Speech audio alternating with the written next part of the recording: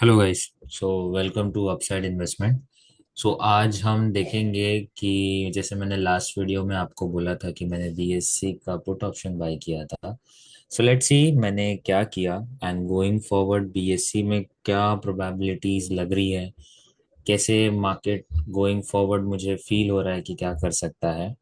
तो ये तो ब्लैक बक का चार्ट है, this is very strong chart, but let's go to BSC. So मैंने जैसे आपको बोला था कि मैं एंटिसिपेट कर रहा हूँ कि बीएससी ये लेवल जो इसका था, मतलब थोड़ा सा ये ऊपर था, ये अराउंड ये ब्रेकडाउन मुझे दिख रहा था।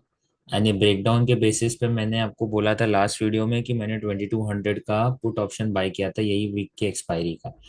तो इवेंचुअली ये हुआ कि 38 पे मैंने बाय किया था एंड इसको मैंने 18 पे एग्जिट किया, अराउंड 45,000 का लॉस हुआ।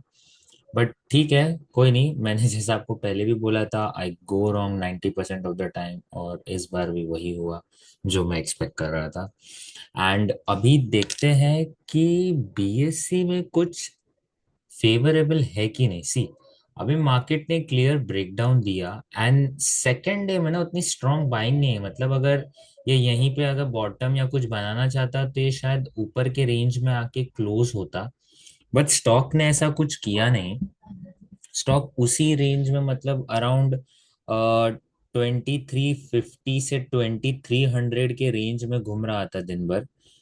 मैंने स्टॉक को दिन भर नोटिस किया एंड मुझे ऐसा लगता है कि ये मंथ नहीं, नेक्स्ट मंथ का जो एक्सपायरी होगा उसमें ये बड़ा मूव देगा। यहाँ पे नीचे कम से कम मुझे 15 से 20% का डाउन साइड दिख रहा है बीएससी में। आई डोंट नो वो कब आएगा, बट आई एम फीलिंग कि ये आना चाहिए। और अगर ओवरऑल ब्रॉडर मार्केट वीक रहता है तो सबसे पहला स्टॉक जो मैं शॉर्ट करने के लिए देखूंगा वो होगा बीएससी। क्योंकि स्ट्रक्चर अभी भी वीक है, स्ट्रक्चर स्ट्रांग नहीं हुआ। ऐसी स्टॉक कभी भी ब्रेकडाउन कोई लेवल देता है ना, तो वो लेवल ब्रेकडाउन देने के लिए भी वो टाइम लगाता है। मतलब ऐसा नहीं कि यहाँ पे आया तो तुरंत ब्रेकडाउन दे देगा। आई फील कि अगले ये नेक्स्ट वीक नहीं तो उसके नेक्स्ट वीक में ये ब्रेकडाउन आना चाहिए, क्योंकि नेक्स्ट वीक भी एक दिन छुट्टी है। सो मोस्ट प्रोबेबली उसके नेक्स्ट वीक में ये ब्रेकडाउन आएगा। और मैं बहुत हाईली एंटिसिपेट कर रहा हूँ कि ये एरिया अगर एक बार टेक ऑन ऑफ हुआ ना बीएससी का, ये 2-3 बार वीक बनाया है इसने, यहाँ पे यहाँ पे यहाँ पे 2300 के आसपास अगर ये ब्रेक डाउन करता है स्ट्रांगली, तो फिर इसके लिए डाउन साइड 2000 1800 तक का हो सकता है। क्योंकि लास्ट टाइम आप देखो ये बीएससी ने ये एरिया, इसका एक क्रूशल सपोर्ट जोन था, मैंने यहाँ पे बीएससी को शॉर्ट किया था, रिमेम्बर इट वेरी एग्जैक्टली। ये देखो ये एरिया बीएससी, मैंने यहाँ पे भी एक्चुअली मैंने ना बीएससी को यहाँ पे शॉर्ट किया था, देन मैंने यहाँ पे शॉर्ट किया था। मेरे दोनों बार मतलब स्टॉप लॉस ट्रिगर हुए थे। मतलब मैं यहाँ पे प्राइस आते ही मैं शॉर्ट किया था, यहाँ पे भी शॉर्ट किया था, बट स्टिल मार्केट बहुत स्ट्रांग हो गया, दोनों बार लॉस। बट इवेंचुअली जब इसने यहाँ पे ब्रेक डाउन दिया ना, आई मेड इट। मतलब मैंने जो यहाँ और यहाँ लूज किया था, मैंने इस मूव में बनाया था। मैंने इवेंचुअली बहुत बड़ा प्रॉफिट कमा सकता था, बट मैंने बहुत जल्दी एग्जिट किया। सेम वे अगर आप देखोगे ना, ये फॉल कितना परसेंट था, ये फॉल ये ब्रेकडाउन लेवल से अराउंड 26% था। उस वक्त मार्केट भी वीक था, बट अभी देखते हैं कि अगर ये अभी आप देखोगे एक दो तीन चार चार इंस्टेंसेस हुए, तो आई फील कि ये स्टॉक में वापस से ब्रेकडाउन आना चाहिए। मतलब थोड़ा शायद इधर इधर जाके वापस से लेवल, नहीं तो 2300 को तोड़ता है तो मैं नेक्स्ट मंथ के ऑप्शन पे पार्टिसिपेट करूंगा 2300 के। क्योंकि अभी नेक्स्ट मंथ का फर्स्ट वीक रहेगा तो प्रीमियम उतना डीके भी नहीं होगा स्टॉक ऑप्शंस में। सो आई एम एंटिसिपेटिंग कि ये स्टॉक ब्रेकडाउन देगा। देखते हैं।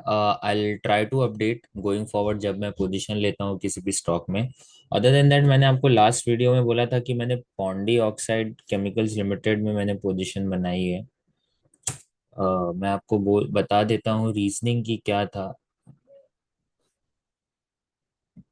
हाँ, तो ये रहा Pondy oxide and chemicals limited. Actually इस बिजनेस को मैं पिछले 1.5 साल से ट्रैक कर रहा हूँ। ओके।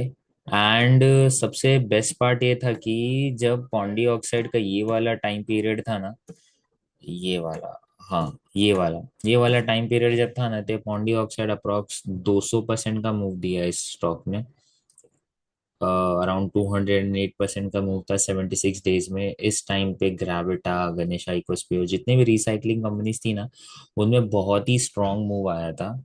ओके। एंड सेम फिर मैंने स्टॉक को इस मूवमेंट पे मैंने कभी बाय नहीं किया, बिकॉज यहाँ पे एक बार जब स्टॉक स्ट्रांग रन अप लिया ना, तो कहीं भी मार्जिन और सेफ्टी था नहीं मेरे पास कि मैं स्टॉप लॉस कहाँ रखूं।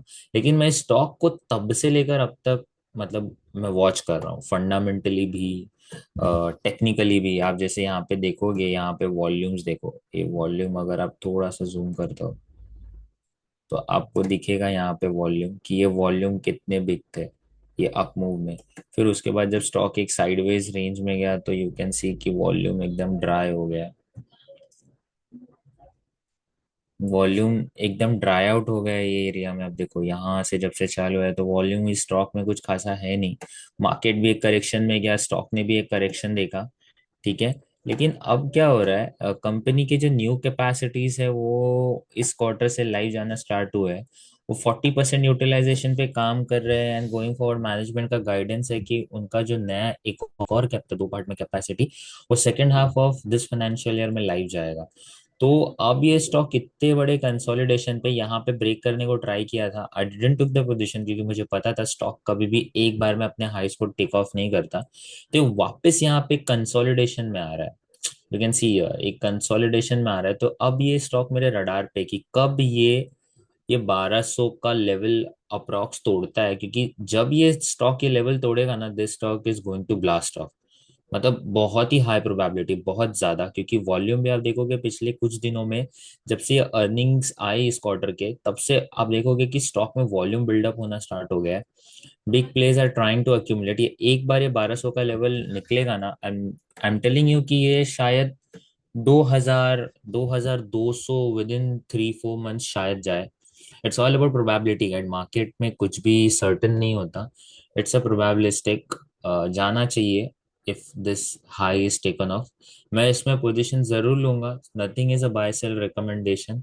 ये प्योरली मैं वो बता रहा हूँ जो मैं खुद करने की कोशिश कर रहा हूँ। तो मैंने यहाँ पे 1130 के आसपास एंट्री लिया था। ये एंटिसिपेट कर रहा था कि ये शायद ब्रेकआउट दे दे, लेकिन फिर मार्केट वीक हो गया, इवेंचुअली नीचे आ गया। मेरे पास अभी भी पोजीशन पड़ी है, 990 क्वांटिटी है आई गेस। तो अभी उसको देखते हैं कि कैसा होता है। मैं नेक्स्ट गोइंग फॉरवर्ड में आपको अपडेट जरूर करूंगा।